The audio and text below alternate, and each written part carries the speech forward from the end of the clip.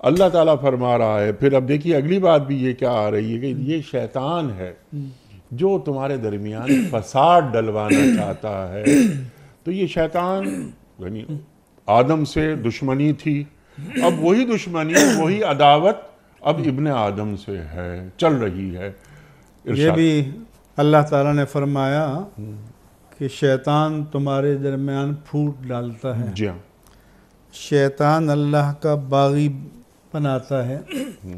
لیکن آگے کیا ہوگا؟ اللہ فرماتا ہے کہ وقال الشیطان لما قضی الامر، جب آخر میں فیصلہ ہو چکے گا تو شیطان اپنے چیلوں سے کہے گا ان اللہ وعدکم وعد الحق، اللہ نے تو تم سے سچا وعدہ کیا تھا.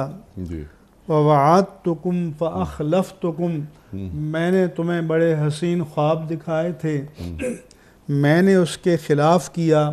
لیکن وَمَا كَانَ لِي عَلَيْكُمْ مِنْ سُلْطَان، آج کے بھی جو ائمہ تلبیس ہیں ان کو سوچنا چاہیے.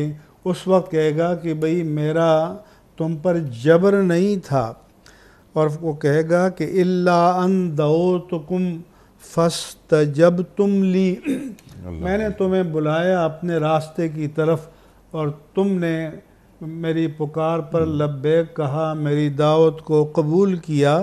فَلَا تَلُومُونِي وَلُومُوا أَنفُسَكُمْ، اب مجھے ملامت نہ کرو، اپنے آپ کو ملامت کرو.